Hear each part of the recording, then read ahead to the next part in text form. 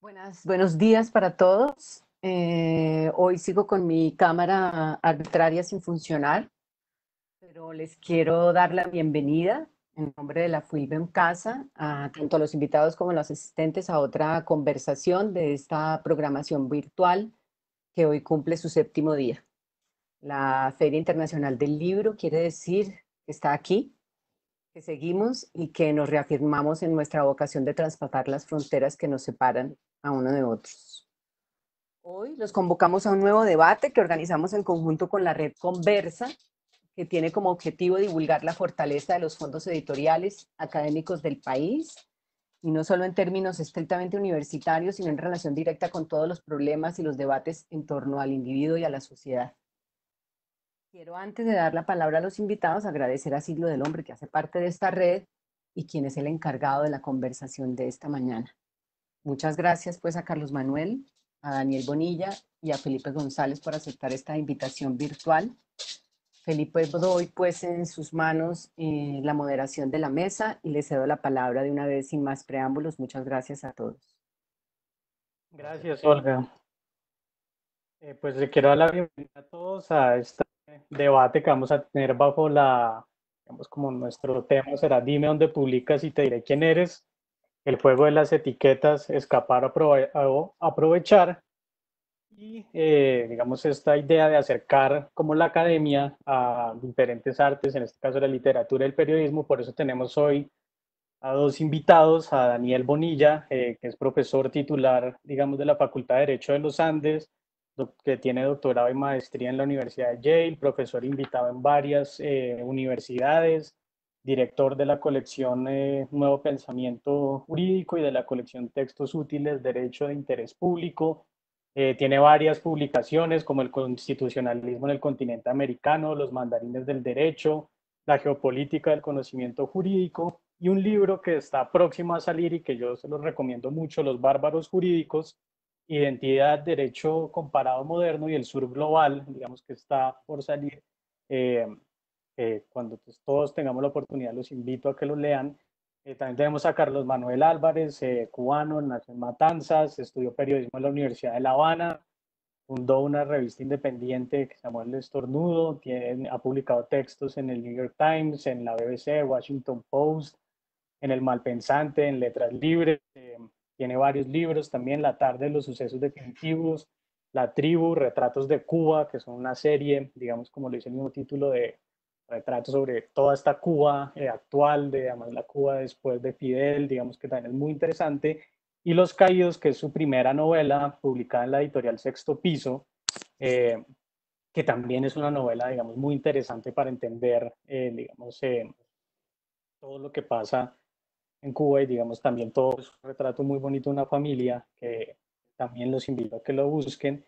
Entonces ahora vamos al grano del debate. Entonces yo quería empezar con ustedes y proponerles un tema porque yo creo que es el que nos convoca y es los estereotipos y sobre todo esa idea de si se pueden o no se pueden aprovechar. Y Daniel, digamos, con este último libro que está por salir y su estudio, digamos, sobre la identidad, yo quería preguntarle y arrancar sobre si uno puede o no se puede aprovechar de los estereotipos, si puede escapar de ellos, si vale la pena escapar de ellos. Eh, pues yo creo que esos estereotipos definitivamente nos afectan.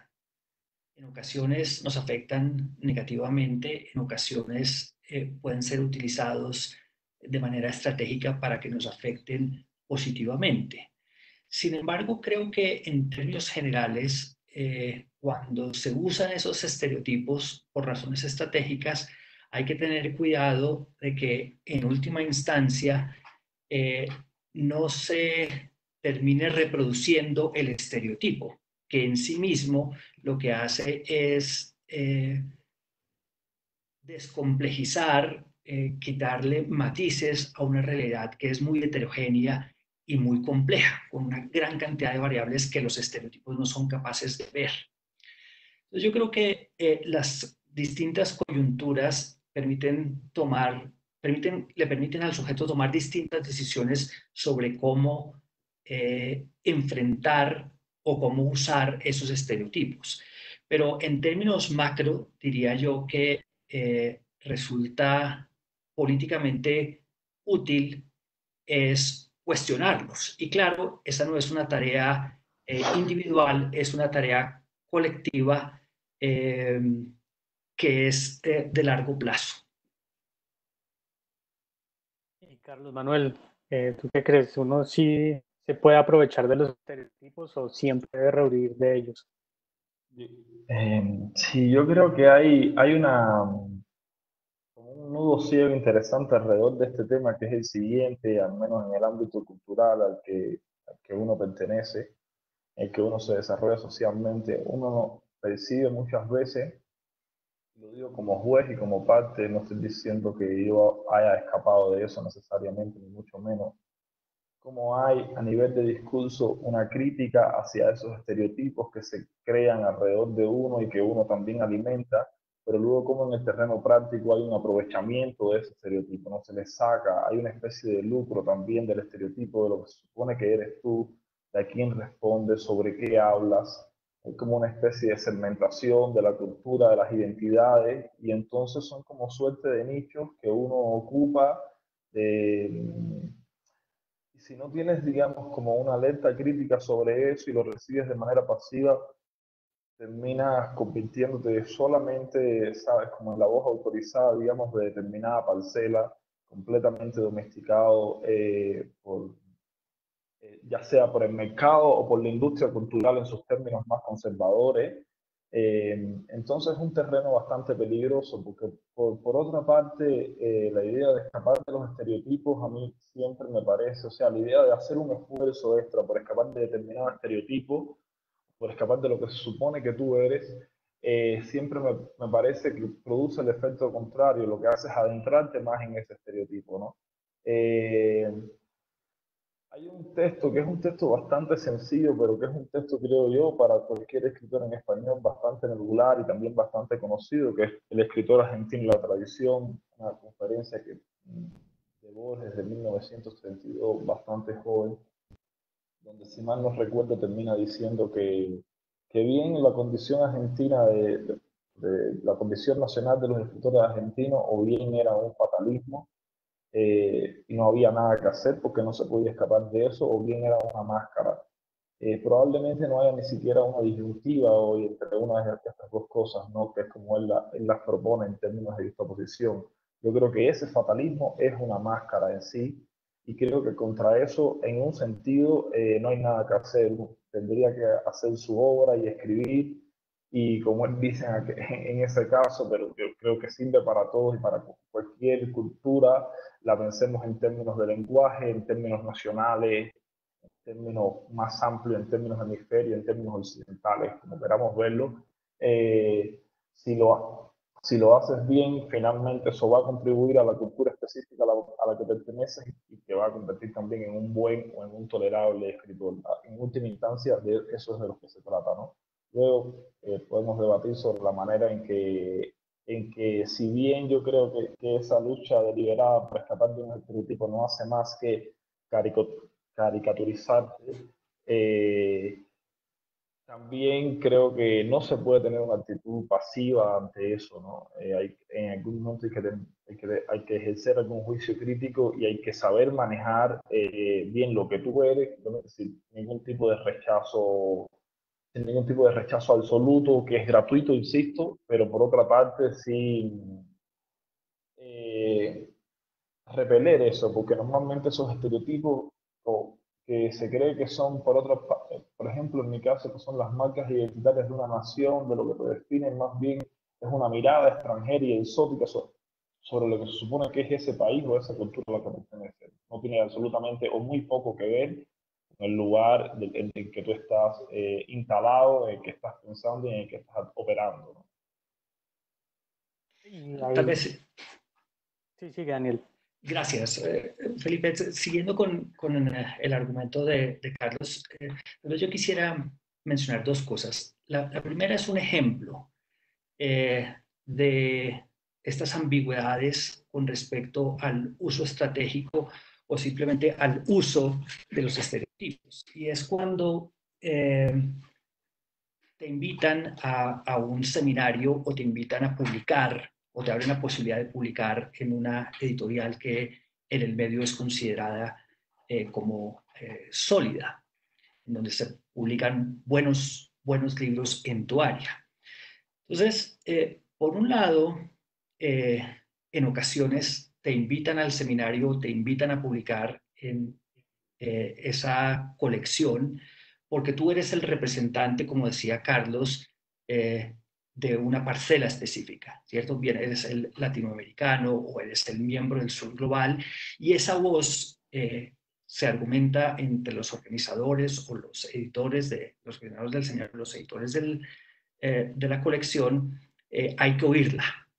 Pero te invitan en las márgenes, ¿cierto? El último panel, donde aparecen los profesores latinoamericanos o los novelistas latinoamericanos, o en el margen de la colección. Ahora, eso creo es problemático y exotiza tu producción y te exotiza a ti.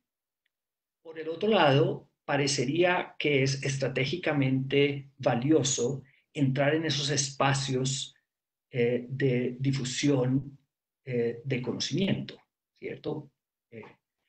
Ahora, la cuestión es cómo cuando uno entra, qué dice y qué hace. Yo creo que eso es clave para diferenciar, digamos, un uso estratégico valioso de un uso y transformador de un uso estratégico simplemente reproductor del estereotipo. Si tú publicas en esa colección o vas al seminario, al último panel, y cumples el papel que se te ha asignado, pues lo único que vas a hacer es reproducir, digamos, llamémoslo así, el sistema, ¿cierto? Y tu papel marginal en estos procesos de producción de conocimiento y de difusión de conocimiento. Pero si lo que tú haces es de manera consciente, no azarosa, entrar en esos espacios y publicar textos en donde, por ejemplo, se reflexiona sobre esos procesos, en donde se cuestiona esa, digamos, geopolítica del conocimiento, hay la posibilidad entonces de transformar desde adentro esos procesos. Reitero, claro, esta transformación no se hace con el trabajo de un solo sujeto, es un trabajo colectivo y de largo plazo. Pero el uso de esas herramientas puede ser útil políticamente si se hace con esos objetivos, ¿cierto? Y si entonces uno entra también al seminario y cuestiona el hecho de que típicamente solo se invitan los extranjeros en el último panel cuando ya no hay audiencia y se espera que diga algo que simplemente reproduce lo que ya se ha dicho en el norte global, ¿cierto? Si se cambia y se entiende que estamos participando en la construcción de la narrativa o tratando de construir una narrativa alternativa, yo creo que hay unas opciones interesantes para este juego siempre ambiguo con el estereotipo. Esto me acuerda, digamos, si lo tenía en esa conferencia tan famosa de Chimamanda Ngozi, cuando ella habla del peligro de la historia única, y en los dos, digamos, yo veo que estamos hablando también de la construcción de la imagen del otro, de cómo definimos al otro, cómo lo definen a uno. Y Daniel tiene un ejemplo muy interesante en su libro, que es del fotógrafo senegalés Víctor Diop, en Los Bárbaros, que está por salir, que les contaba. Digamos, yo quiero hablarles a los dos. Daniel sí me puede hablar de cómo se construye esa imagen del otro, y Carlos Manuel sí cree que la literatura puede ser un contrapeso, o a veces el periodismo también, digamos, contra esa historia única, como, digamos, combatimos esa imagen impuesta, que sobre todo aquí en América Latina, pues la tenemos desde el descubrimiento, cuando nos volvemos el otro, lo exótico, lo bárbaro, en toda esta historia. Sí, bueno, en el caso de la literatura, es complicado. Yo estoy pensando mucho sobre la tradición literaria latinoamericana, sobre todo del siglo XX. Soy todavía bastante desconocedor a grandes rasgos de la literatura latinoamericana del siglo XIX, pero o sea, tengo amigos muy cercanos que, digamos, la han estudiado con mucha más profundidad. Pero, por ejemplo, yo crecí mi educación sentimental e intelectual un poco digamos, en el principio de la mayoría de edad, se desarrolla leyendo autores latinoamericanos. Los autores latinoamericanos, donde parece que nuestra narrativa alcanza por primera vez el estatus de modernidad, ¿no? Alrededor de los años 50, 60, más específicamente alrededor del boom, pero ni siquiera estrictamente a los autores del boom más conocidos, sino, por ejemplo, se me ocurre que leyendo a Carpentier hay una tesis muy repetida en muchos ensayos suyos, también en muchas entrevistas, sobre cómo a partir del reino de este mundo, probablemente también a partir de Onetti, de Rulfo, y esa serie de autores, Latinoamérica empieza a hacerse cargo de sus temas con un lenguaje a la altura, digamos, de la tradición cultural de Occidente de la que proviene por fuerza.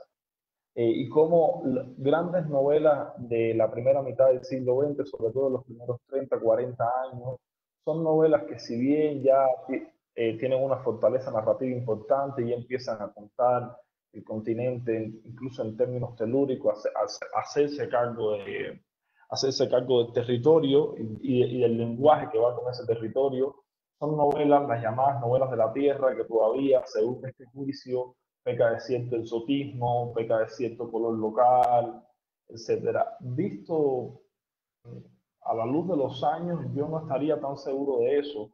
Hay una polémica muy interesante, ya así en pleno 60, y muy famosa también, que es la polémica entre Cortázar y Arguedas, donde parece que Cortázar es la persona que está defendiendo el universalismo latinoamericano y un lenguaje que pueda dialogar de par en par con la cultura francesa o con los grandes portentos literarios de Occidente. Y parece, y claro, esto que estoy diciendo es básicamente una reducción, que Arguedas es un defensor del indigenismo, y entonces ese debate de ida y vuelta se da entre ellos dos, que también implican como mucho más intelectuales de esos años, ¿no?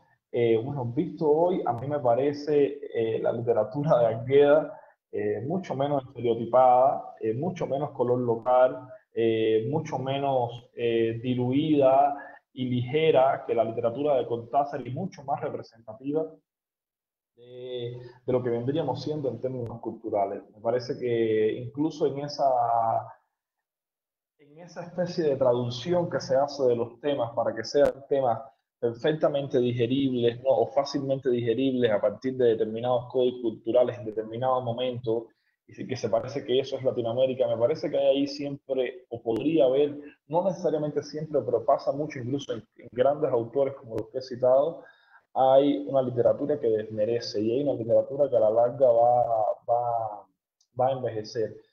Otro ejemplo que te puedo poner, hay unos ensayos de Juan José Saer, que siempre tuvo una lucidez meridiana y que a mí me parece un ejercicio intelectual de altísimo calibre en medio de esos años, por ejemplo, de los años 60 y 70, donde la literatura latinoamericana parecía estar de fiesta y conquistar el mundo, ¿no?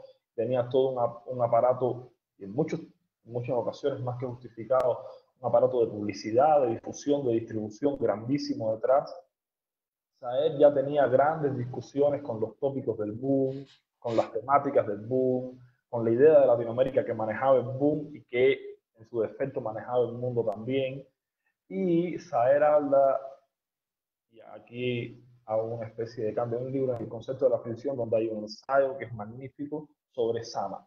Sama, la gran novela de Antonio Di Benedetto, que es una novela que sale, si mal no recuerdo, en el año 56, y que es una novela que para lectores muy específicos pasa desapercibida. Es una novela que, por ejemplo, a la que yo llegué, no está, hoy creo que más, pero en ese momento no estaba de manera principal, como tendría que estar sin duda, en ningún canon de lectura más o menos visible o masivo dentro de la literatura contemporánea latinoamericana. Isaed dice, bueno, primero dice cosas que yo estoy completamente de acuerdo, como que Sama es una gran novela existencialista a la altura de las mejores novelas que se escriben en esos años, que era una corriente estética y filosófica de moda en la época que estamos hablando. Cree que es una novela superior, por ejemplo, La Náusea, y que es una novela superior al Extranjero, y yo suscribo ambas cosas. Creo que Sama es una novela superior a esta novela de Sartre y de Camus, pero además explica muy bien cómo es una novela esencialmente latinoamericana, cómo la espera, la angustia Y sí, esa angustia de la espera y esa suerte de encierro que uno vive en Sama a través de esa prosa, de ese argumento y esa gran parábola del continente que se narra, además ubicado en el siglo XVIII, si mal no recuerdo, es más representativa de algo que podríamos llamar espíritu latinoamericano que de muchos paisajes, escenas, historias, anécdotas y momentos que entran dentro de la idea exótica de lo latinoamericano que manejaban muchísimos autores de calibre en esos años, ¿no? Entonces hay ejemplos como a qué nos estamos refiriendo con eso. A veces lo que nosotros creemos como captar la identidad de algo pasa por una relación bastante impresionista y bastante epidémica con algunos tópicos y no vamos, digamos, a una esencia, no sé si llamarla metafísica o de una identidad histórica que es mucho más profunda. Las raíces están mucho más asentadas y se expresa mucho mejor en términos como estos, ¿no? Como en conceptos como la espera, la angustia, el encierro y cosas más bien que nos atacan desde otros sitios que no están precisamente, digamos, a mano o a primera vista. Bueno, yo quisiera mencionar dos cosas que siguen en diálogo con lo que Carlos Manuel acaba de mencionar. La primera tiene que ver con el papel que desempeña la tradición. Y la segunda tiene que ver con la conexión entre las narraciones que crean las tradiciones y la identidad, que intersecta con el punto que preguntaba Felipe sobre los nexos entre mi trabajo, particularmente de los bárbaros jurídicos, y el trabajo de este fotógrafo senegalés, Victor Diop, que tiene unas series realmente maravillosas sobre estas cuestiones de la construcción de la identidad. Sobre el primer punto, quisiera mencionar, en primera instancia, que siempre creamos dentro de tradiciones, nunca creamos en el vacío. Esas tradiciones, claro, pueden ser explícitas o implícitas, pueden afectarnos de manera consciente o inconsciente, pero siempre estamos creando nuestro trabajo dentro de esas tradiciones.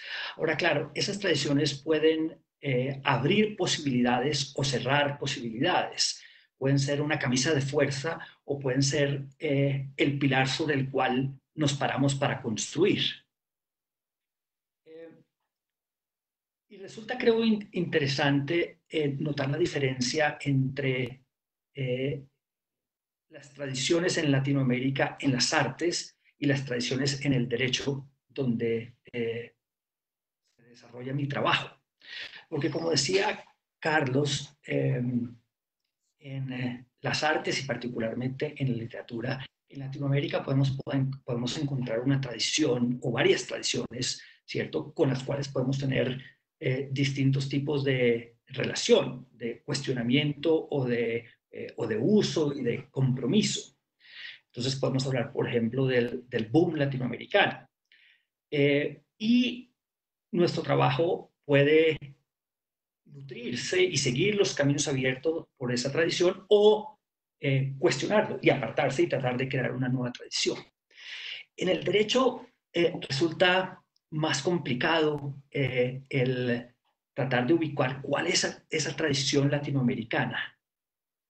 En parte por la influencia muy importante de los discursos jurídicos del norte global, en primera instancia los europeos, particularmente los franceses o los alemanes, y después, más recientemente, el discurso jurídico académico estadounidense.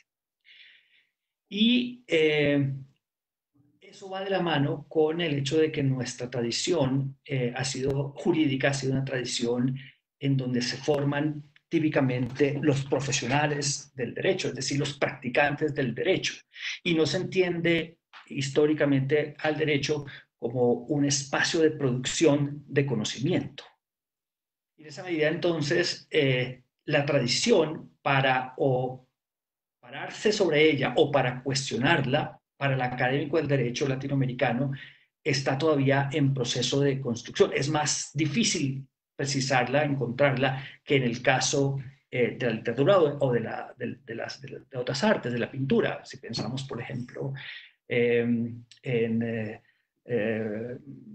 Ramírez Villamizar, en Negret, en Obregón, en el caso colombiano, Torres García, Mata, ¿no? Pensando en otros grandes artistas latinoamericanos, nuevamente aparece esa tradición con todos sus problemas y sus virtudes. Ahora, en el segundo punto que se entrecruza con este es cómo las narrativas que crean las tradiciones construyen nuestra identidad.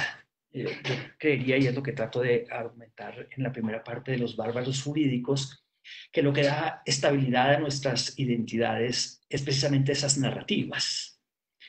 Y el argumento es que, en parte, por lo menos desde la época moderna, desde el inicio de la época moderna, el derecho ha contribuido, las narrativas del derecho han contribuido a la creación de nuestras identidades.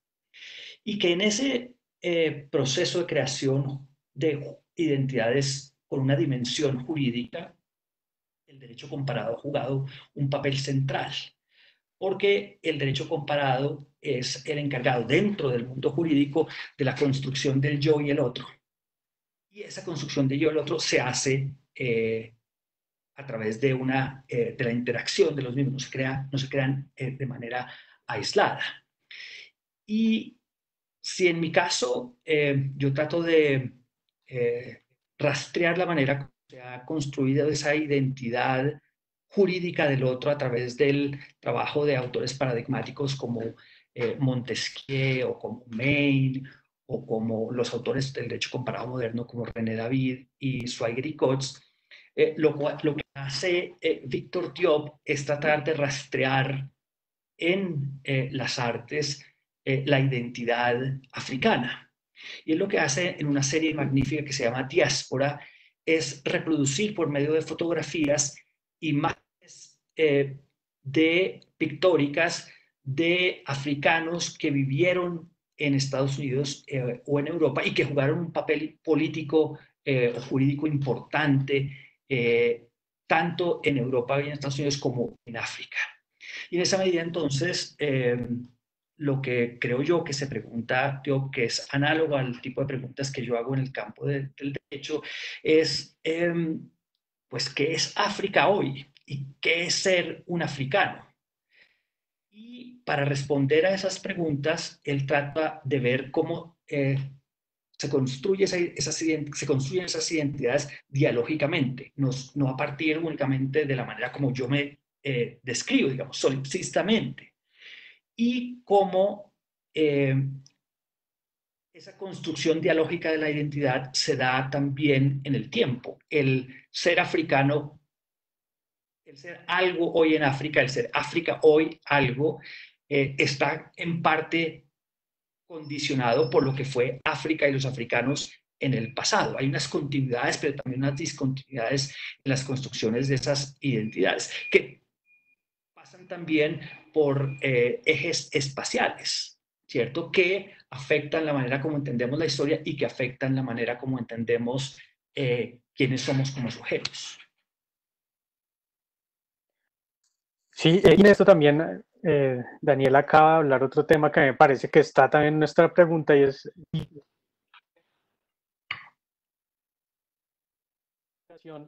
pero por ejemplo también desde el ámbito académico es desde dónde o cuáles son los centros que avalan el conocimiento que tienen más repercusión, pero por ejemplo también en el periodismo los medios que tienen una mayor influencia o también las editoriales, por ejemplo Carlos Manuel que ha publicado en Independientes y en una más grande, o Daniel que también ha publicado digamos, con Siglo, pero también cómo ha sido su experiencia, ustedes qué creen por ejemplo de eso del lugar de publicación en esto que vemos como dime dónde publicas y te diré quién eres. ¿Ustedes cómo creen que se ve eso, digamos, en esto que hemos ido hablando de la lucha que se habla de la misma difusión, por ejemplo, de las ideas o el arte o la literatura?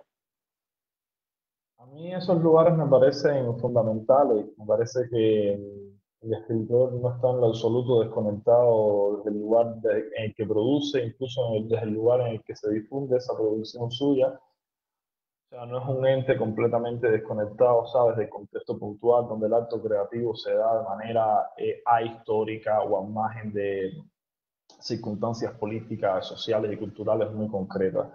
Uno siempre oye los cuentos de cómo, digamos, el mercado editorial condiciona la escritura, condiciona los temas, incluso indirectamente de cómo habría autores que de antemano están tratando de producir un tipo de texto que saben que sería funcional, teniendo en cuenta de dónde ellos vienen o lo que representan, sería funcional para ellos mismos en términos estrictamente materiales, ¿no? Difusión, publicación, dinero, eventos, traducciones, etcétera.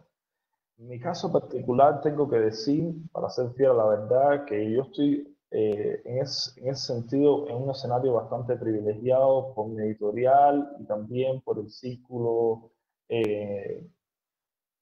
intelectual y profesional que me rodea, ¿no? Tanto en Sexto Piso, una editorial independiente, como dice, una editorial de determinado tamaño, pero independiente, pero también cuando publiqué en Seis Barral, en Planeta en Colombia, justamente, no puedo decir que el trato, a pesar de ser un gran grupo, haya sido distinto, y de que no haya habido un respeto estricto por el texto en sí, por lo que yo estaba proponiendo, y no había de antemano como ningún tipo de convención a la que yo o mi escritura tuviera que responder, ¿no? Lo que sí ha pasado luego, pero ya esto es más anecdótico, yo siempre lo cuento en términos nada graves, porque básicamente la verdad que no me molestan esas cosas, digo, me parece que es un trance bastante menor con el que lidiar cuando te enfrentas a la prensa, cuando te enfrentas, tú sabes, en determinadas charlas, ya hay donde muchas veces no sé si el libro ha sido leído y, bueno, y con razón, me imagino. No sé si ha sido leído o ha sido leído de manera muy superficial. Y entonces las preguntas o el debate que se genera alrededor de ese producto y de ese texto sí suele ser bastante menos interesante, bastante menos rico para mí, o menos algo que no me despierta la curiosidad, ¿no? Entonces uno también termina respondiendo y produciendo ideas, pero claro, las ideas no son las ideas siempre tienen una lógica comunal y vienen de un diálogo, ¿no? Cuando la está, digamos, yo estoy diciendo algo acá, esto que estoy diciendo acá, evidentemente, se está produciendo, o lo estoy pensando en relación constante con lo que ustedes están diciendo, y estoy pensando y articulando mis ideas a partir de lo que está puesto sobre la mesa, ¿no? No es algo completamente mío, en ningún caso, no solo me pertenece a mí. Bueno, siguiendo esa línea, con las entrevistas o con las conferencias, con las charlas, pasa exactamente lo mismo, ¿no? Cuando tú sientes que el debate se resiente, tú también te resientes, tú también terminas diciendo cosas que desmerecen, digamos, el esfuerzo que has puesto quizás en escribir y en pensar determinados asuntos. Pero en términos editoriales, que es a lo que iba, a los lugares a los que yo pertenezco, no hay en ningún caso, ¿sabe? Unos condicionamientos que determinen mi escritura, determinen lo que yo quiero escribir. Todo lo contrario, o sea, eh, hay dentro del campo intelectual cubano, al menos dentro del campo de la literatura, hay algunas ideas. Cuba es un país extremadamente cerrado, un país que no está articulado dentro de la industria editorial de la lengua para nada, no hay editoriales independientes allí, no hay presencia de los grandes grupos editoriales allí, no hay una casa Random, no hay una casa Planeta, y tampoco hay editoriales que no pertenezcan al Estado, lo cual tienen una línea de publicación muy propia, muy similar y que rara vez responde a razones estéticas, ¿no? Sino más bien políticas e ideológicas, incluso en los términos más groseros. Pero hay esa idea dentro de ese campo cerrado e incluso también dentro del exilio cubano, la idea de que hay determinados tópicos a los que la literatura cubana tiene que responder para poder insertarse. Yo no digo que eso no sea así.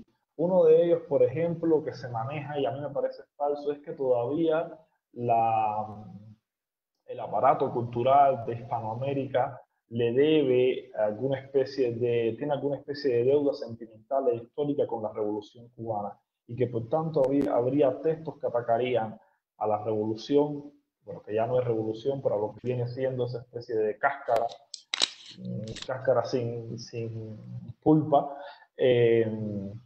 O sea, cualquier ataque frontal, cualquier crítica, esa industria cultural estaría reacio a publicarlo. Yo creo que, al menos desde Reinaldo Arena, esa idea que es real, que fue real durante muchos años, se cae, se desmorona. Y un ejemplo contundente de un grandísimo autor que la echa por tierra de manera titánica, básicamente, no él solo, pero con un gran, con una gran responsabilidad suya, ¿no? Y un gran mérito suyo en eso.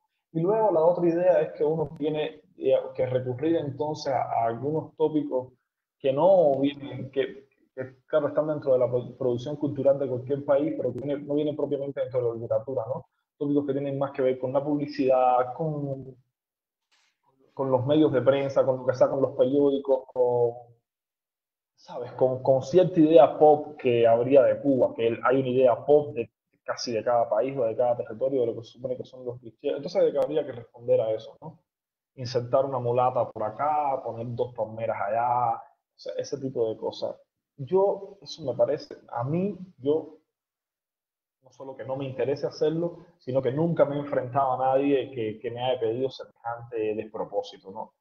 Entonces, por ahí yo creo que soy bastante afortunado porque no quiero decir que esos ejemplos no existan, no quiero decir que Cuba no haya padecido muchas veces la condena de que haya gente que tenga ideas muy precisas de lo que es Cuba o de que haya gente que tenga una relación sentimental específica con Cuba y entonces crea que está negado a cualquier tipo de propuesta que derrumbe esa idea que haya sobre Cuba. Y esto no solo se expresa, ¿sabes? Ya digo, en términos concretos de un aparato, de una institución específica, como puede ser la institución editorial con todas sus ramificaciones, sino también en términos culturales, en términos históricos y en términos sentimentales, ¿no?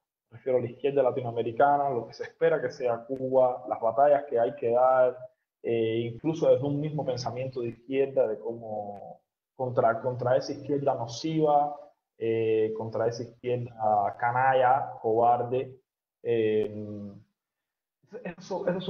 Esas son, digamos, las batallas, esos son los dos o tres estereotipos principales contra los que uno, viniendo del lugar que viene, tendría que enfrentar. Yo, afortunadamente, no he tenido que pasar por ese trance, ¿no? He entrado directamente a lugares donde los editores que he tenido, los lectores y los interlocutores que he tenido, han mirado directamente mi escritura y a partir de ahí es que empieza la conversación, ¿no? No a partir de algún deber ser o de algo que tendría que haber para que el libro... y esto tiene que ver también con encontrar espacios donde, obviamente los libros hay que venderlos, hay que distribuirlos, pero donde hay espacios donde el factor cultural y el valor artístico tenga un peso en el criterio de esos filtros que serían los editores y demás, ¿no? Es un mérito en ese caso de ellos más que mío. Entonces, pero tengo que decir que ahí he corrido con suerte.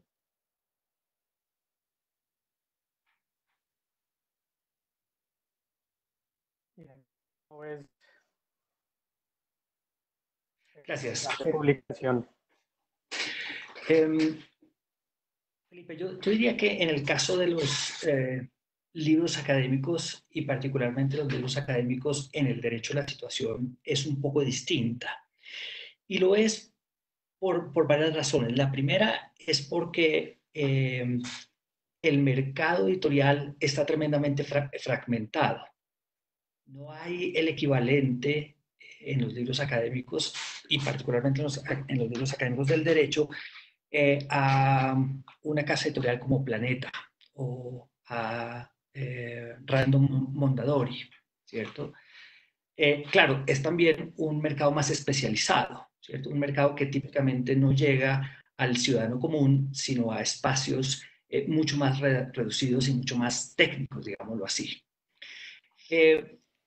Esa fragmentación del mercado editorial va de la mano también con la fragmentación del objeto de estudio, porque típicamente se ha asociado el derecho al Estado-Nación y en esa medida entonces la reflexión jurídica es una reflexión sobre el derecho de una comunidad política particular, que en principio entonces no le interesaría a otras comunidades académicas, aún de comunidades políticas análogas, lo que, digamos,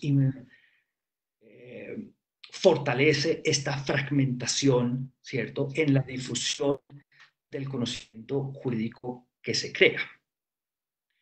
Esto lleva entonces a que los libros, aún los teóricos que deberían atravesar un poco más fácilmente las fronteras nacionales, circulen poco en Latinoamérica y circulen poco en España.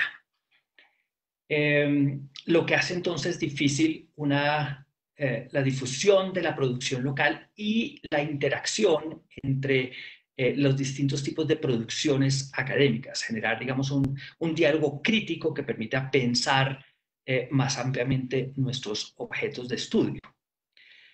Eso por un lado. Por el otro, la cuestión también es que típicamente se ha considerado al sur global y dentro del sur global a Latinoamérica como un contexto pobre de producción de conocimiento jurídico. Y en esa medida, entonces, acceder a las grandes editoriales anglófonas, que sí tienen una amplia difusión y que gozan de un amplio capital académico, resulta muy difícil. Porque no solo entonces tienes que producir en un lenguaje distinto al tuyo, sino que el acceso mismo a esos espacios para que evalúen los contenidos de tu trabajo es difícil, ¿sí? La cuestión no es únicamente si tu trabajo es de calidad o no para ser publicado en esos espacios, sino que pasar la barrera para que siquiera te pongan atención y contesten tu correo electrónico en las grandes editoriales anglófonas es muy complicado. Ahora, creo yo que, y ahora aquí conecto entonces varias partes de nuestra conversación, que de todos modos resulta útil hacerlo, en la medida en que la producción jurídica y política anglófona hoy es la que goza de mayor prestigio, poder intervenir en esas discusiones con una mirada distinta, no exótica, del derecho y particularmente del derecho del sur global y más específicamente del derecho latinoamericano, resulta muy importante. Ahora, claro, ahí la cuestión es, pues, ¿cómo haces para conseguir dinero para traducciones o el tiempo para hacer la traducción tú mismo si tienes esa posibilidad? Y cómo logras pasar el obstáculo formal, prejuicioso, que descalifica la producción del sur global, que la califica negativamente, ¿cierto? Para poder decir, bueno, no, que los pares lo lean. Y si los pares dicen, es un texto que no merece ser publicado, está muy bien, pero que haya la posibilidad de acceder a esos espacios, ¿sí? Hay una pregunta que creo puede darse, nos pregunta Ángela San Clemente, ¿cómo se pueden evitar esos estereotipos en las universidades? Muchos profesores descartan autores solo porque publican en cierta edición, pero no conocen la obra del autor, que es lo que estamos hablando de cómo también combatir, sino desde el propio que como que se nos enquista dentro de nosotros mismos en muchos casos. Claro, yo diría que los principales reproductores de este tipo de interacción entre la academia del norte global y del sur global somos nosotros, ¿sí? Entonces, un ejemplo para ilustrar la cuestión. Publiqué el mismo libro en español con Siglo y con la editorial de Uniandes, que es la universidad en donde yo trabajo, y en la editorial de la Universidad de Cambridge. La diferencia entre la publicación de estos dos libros fue poca, aproximadamente un año. Y resulta al menos paradójico que el libro que más se conoce, la versión del libro que más se conoce y más se cita en Latinoamérica es la versión de Cambridge University Press y no la versión de Siglo Uniandes, ¿cierto? Que habla precisamente de cómo funciona esta geopolítica del conocimiento jurídico. ¿Y cuál es entonces el tipo de conocimiento que a priori se califica positivamente y que por tanto es el conocimiento que se incluye en los programas de las clases de las universidades del sur global?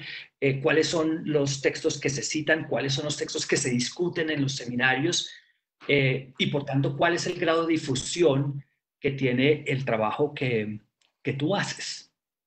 Y en esa medida, entonces, y nuevamente conectando distintos puntos de nuestra conversación, el punto es cómo desde donde nos localizamos, desde donde estamos ubicados, podemos ser conscientes de esas reglas y principios que controlan esos procesos de producción y difusión de conocimiento y cómo podemos cuestionarlos. En ocasiones haciendo de esas reglas y principios nuestro objeto de estudio, pero en ocasiones generando un conocimiento que es por lo menos parcialmente distinto. No porque haya que tender hacia una especie de nativismo o de purismo cultural que yo quería que no existe, ¿cierto?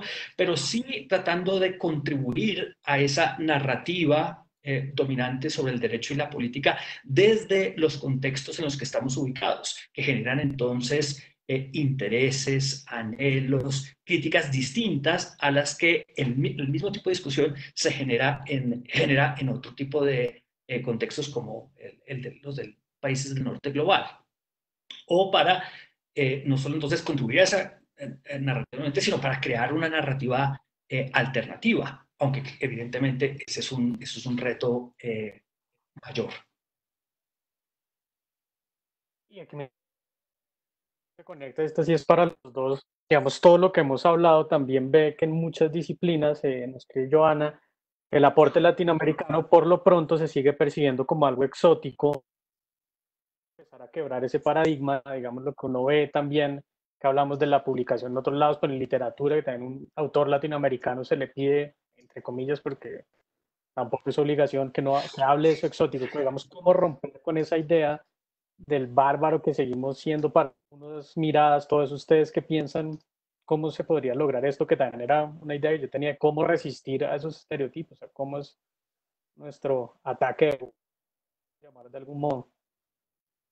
Sí, yo no lo sé, no tengo la menor idea de cómo eso se podría revertir. En términos personales, trato de hacerlo, pero incluso trato de hacerlo también de una manera orgánica, por llamarlo, consustancial a mis intereses y a mi curiosidad, no como una suerte de deber impuesto, ¿no?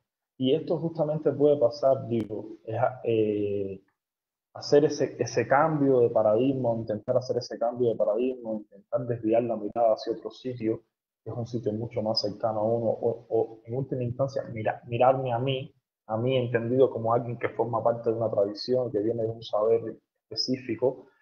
Eh, lo puedo hacer, ya lo digo, no a través de una relación arbitraria con eso, sino una relación que despierta la curiosidad intelectual, que despierta el placer también.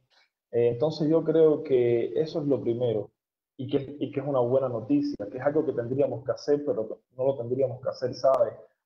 Solo por una suerte de deber, donde hay algo que se vuelva farragoso, se vuelva pesado, sino que es algo sumamente placentero.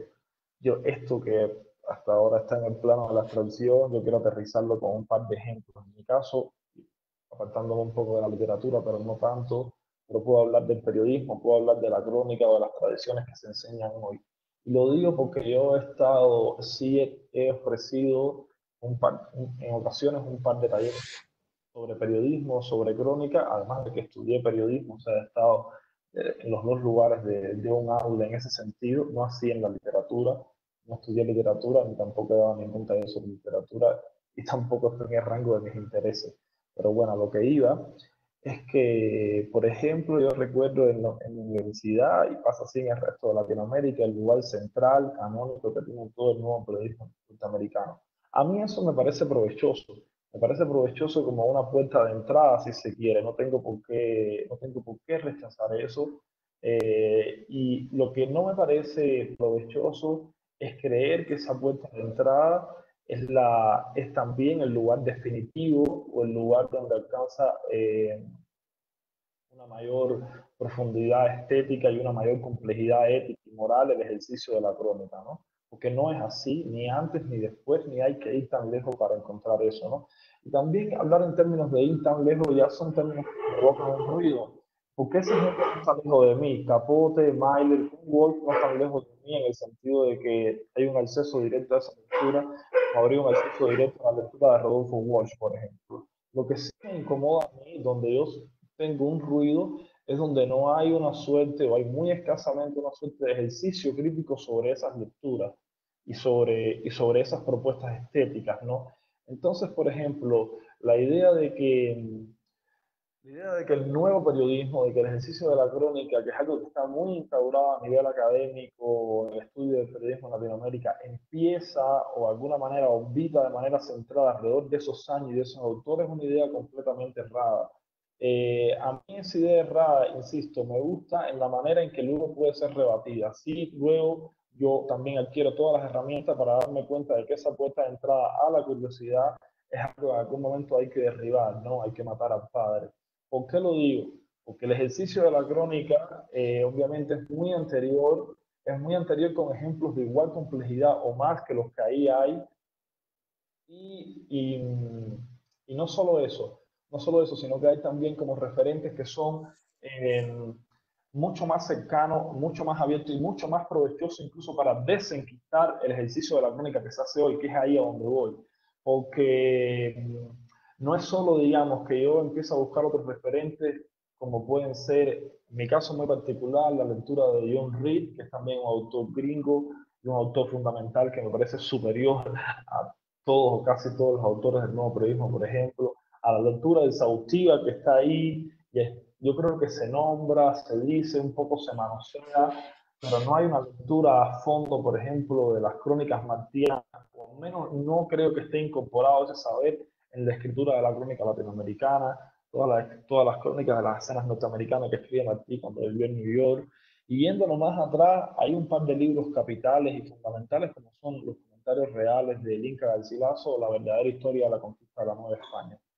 Todas las claves que nosotros suponemos que son cercanas en el tiempo de lo que es la crónica y de lo que es la crónica no solo en términos estéticos, sino en términos éticos y de cómo la ética y la estética no son dos categorías separadas, sino que en la escritura forman una. Y la idea de la verdad, que es cómo jugar con la idea de verdad, en fin, todos esos nudos gordianos que aparentemente son discusiones nuevas y que cuando nosotros nos vamos a remitir en una tradición, nos quedamos en una tradición corta, son amplísimas y son amplísimas incluso en la lengua, ¿no? Y son los textos además que inventan de alguna manera buena parte de lo que entendemos por América Latina. Entonces, cuando hacia ahí, cuando esa mirada se tuerce hacia ahí, yo creo que un poco ese orden jerárquico también empieza a resquebrajarse, ¿no? Y no, y ya, e insisto, todo esto me parece que hay que hacerlo de manera compleja, no de un modo cercano al nihilismo de, o sea, rechacemos esto por un tema de identidad que no es nuestro. No, yo reivindico toda esa literatura norteamericana también como mía, en tanto lector, en tanto, sí, sabes, persona sensible, en tanto que es algo que dialoga conmigo y que me puede servir. O sea, no hay un rechazo per se a eso, un rechazo de una rebeldía antiintelectual, esas posiciones me interesan en lo absoluto, porque me parece posiciones sumamente reaccionarias y posiciones que te ubican en un lugar de que quieres seguir escapando, que en realidad no tendríamos por qué estar presos de nada, ¿no? Simplemente sí lleva, como todo ejercicio intelectual, una responsabilidad, digamos, esa queja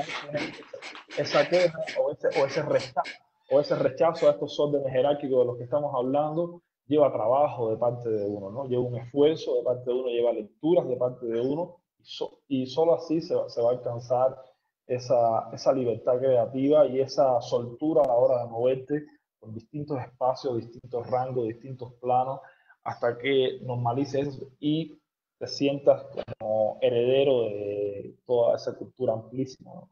Es en última instancia a donde pertenece Latinoamérica y un lugar justo en el que debería estar. Bueno, yo quisiera hablar específicamente del campo jurídico-político, digamos, de la producción de conocimiento en esa área, que yo creo que es distinta a otras. Hay similitudes con las ciencias sociales, hay similitudes con las humanidades, pero hay, creo, notables diferencias con las artes. Por estas cuestiones que hablábamos antes de el mercado editorial, del intercambio de los productos que se generan, etcétera, etcétera, etcétera. Entonces, en ese contexto específico, yo lo que creería que sería útil hacer es, por un lado, producir más y mejor, ¿cierto? Creo que en términos de conocimiento jurídico-político, producimos poco en Latinoamérica y se produce y la calidad de eso que se produce tiene muchos altibajos.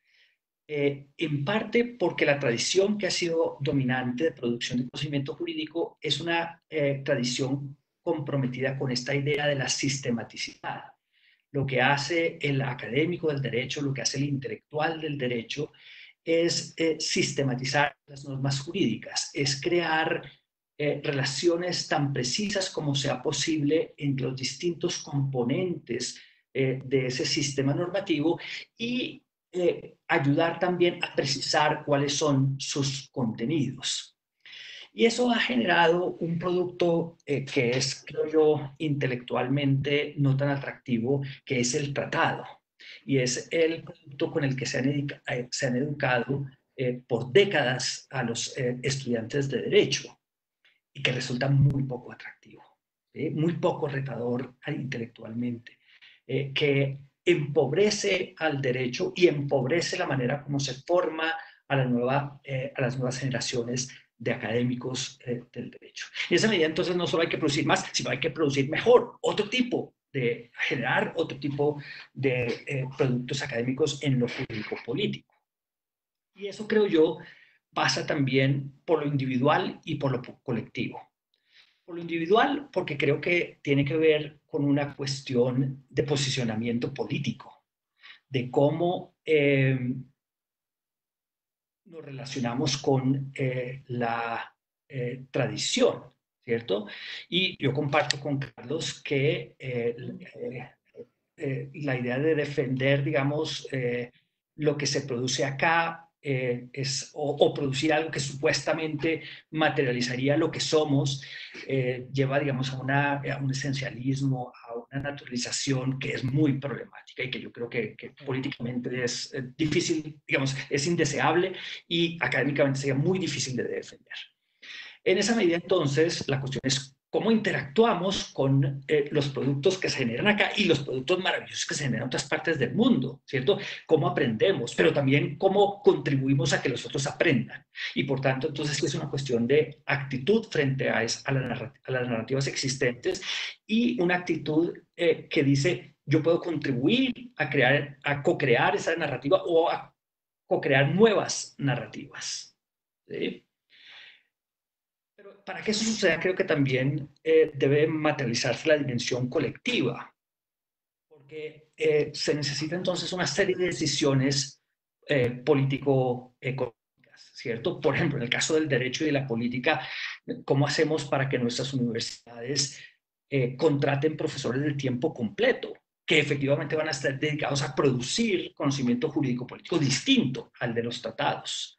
¿Cómo vamos a hacer para que nuestros profesores puedan entrar en nodos internacionales de diálogo e interacción jurídico-política, ¿cierto? De manera que nuestro trabajo se difunda, se discuta, se valore? ¿Cómo hacemos para contribuir a la creación de casas editoriales universitarias que tengan mayor difusión y que pongan en diálogo las producciones locales? Esas son decisiones colectivas que un solo individuo, por más que produzca maravillosamente, va a poder, digamos, afectar. Y reitero, sí es un proceso que involucra, ¿sí?, que interrelaciona de manera inescindible lo individual y lo colectivo.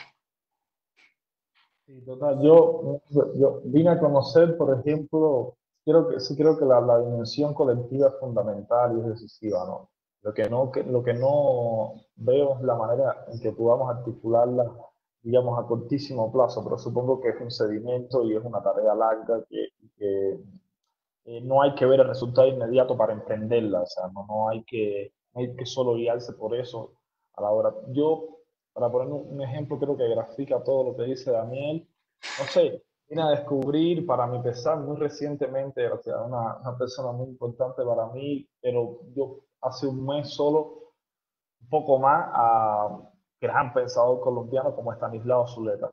No lo conocía, por ejemplo. ¿Cuánto se conoce Zuleta fuera? fuera de Colombia, un pensador que capital para la lengua entera, para el continente, me parece, a mí me voló la cabeza y yo soy alguien que no está lejano del mundo literario, ni mucho menos, ¿no? Y no lo conocía. Y así tienen que haber tantísimas cosas.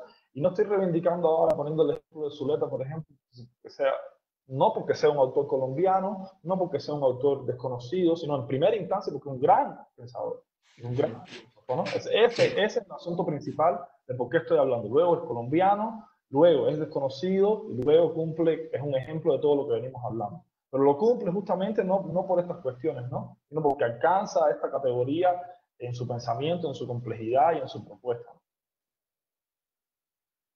Entonces, ¿cómo hacer eso? ¿Por qué Zuleta no es, ¿sabes?, un filósofo que es transversal a toda la teoría? Y como ejemplo hay tantísimos, ¿no? En distintos órdenes, en distintas disciplinas. Eso. Bueno, creo que se nos acabó el tiempo, pero muchas gracias. Si quieren decir algo más, gracias por escucharlos. Es una maravilla las dos visiones de ustedes y ojalá alguien quiera leer más a Stanislao. Me satisface mucho que hemos llevado adelante una conversación o un tema desde dos saberes que confluyen en un punto, pero que son muy distintos. Normalmente las conversaciones a las que me invitan son entre semejantes, digamos, gente que más o menos sabe lo mismo, dice lo mismo, y yo siento que me estoy dando cabezazos con el otro. Está bien darse cabezazos igual, pero acá está muy bien porque escuchaba con mucha curiosidad y Daniel, digamos, manejaba todo un área de conocimiento a la que yo, un espectador que estaba aprendiendo desde cero, me parece muy interesante eso porque aún así no había alguna coherencia había, yo sentí. De acuerdo. No, yo creo que ha sido una conversación magnífica y no quiero agradecerle a Carlos, a Diego y ciertamente a Siglo y a la firma por organizarlo. Y ciertamente, como decía Carlos, lo que ha sido bien interesante es, a pesar de las diferencias de nuestros campos, cómo hay puntos de intersección importantes sobre los retos que tienen que ver con producir, digamos, conocimiento, ¿cierto? Literario o jurídico-político. Y cómo las preocupaciones, cómo esos espacios de intersección tienen que ver en parte con el hecho de que somos latinoamericanos. Eso nos afecta de una manera específica, ¿cierto? Yo creo que es interesante ahí ver esos negocios. Y para finalizar, quisiera retomar un último punto de Carlos en su intervención anterior, y es, pues lo central es producir, generar conocimiento que sea de calidad, interesante. Y hablando específicamente del derecho, no solo que sea, digamos, sólido siguiendo los estándares que consideramos adecuados a nuestra comunidad jurídica política, sino también, por ejemplo, bello, ¿cierto? Que es una cuestión que específicamente en las ciencias sociales y en el derecho se ha olvidado. Eso, unas formas retóricas aburridas, secas, ¿no? Y también se está viendo, ¿no?, que Latinoamérica, yo creo que y que esto también es una verdad que nos compete a todos. Latinoamérica tiene esa grandísima ventaja, la sigue teniendo hoy, una zona de experimento, que me parece que es una zona donde todavía, ¿sabes?, el saber puede mezclarse de tantas maneras tan provechosas. Y cuando uno mira como a otros lugares, te parece que está mucho más contrañido, que hay algunas camisas de fuerzas que ya donde no expedieron lo que iban a dar, pero que está mucho más definido lo que son, ¿no? Nosotros seguimos moviéndonos maravillosamente, pertenecemos a una cultura que podría ser la cultura occidental. Al mismo tiempo estamos en una especie de desprendimiento de eso, somos otra cosa también, es histórica que lo confirman en principio, somos otra cosa y eso probablemente nos da un margen de libertad creativa que sigue siendo un gran capital de nuestro lado, ¿no? Y una gran circunstancia muy favorable que habría que aprovechar antes que reproducir lógicas pasivas de lo que suponemos que ya es, de lo que es correcto, de lo que es bueno, de lo que es bello, de lo que es justo. De acuerdo. Yo creo que ya aparecen tal vez dos categorías que son útiles para describir y analizar estas cuestiones y son hibridez y bricolaje, ¿cierto? Somos una región en donde por necesidad, pero también creo yo, ya por compromiso normativo, nos interesan esos procesos de entrecruzamiento, de traslapamiento, y al mismo tiempo de hacer uso de lo que va apareciendo, ¿cierto? Reitero, ahí se entrecruza compromiso normativo con necesidad, pues tenemos menos recursos a nuestra disposición, pensamos en recursos económicos, ¿cierto? Cuestiones materiales, pero eso que usamos, que está a disposición, lo podemos usar de manera creativa, podemos aprovecharlo y generar productos que son bellos, que son justos y que nos ayudan también a entender quiénes somos como individuos o como colectividades. Bueno, muchas gracias a los dos y gracias a la Red Conversa, que es esta unión de 8 universidades y siglo, el hombre que nos pone en estos debates increíbles, y por lo menos yo creo que aquí todos aprendimos un montón y que eso es lo interesante de los debates. Gracias Daniel, y espero que todos estén bien. Igual, Gracias. Y a Filbo por la invitación. Bueno, gracias a ustedes por la charla y por el aprendizaje también. Que vayan bien.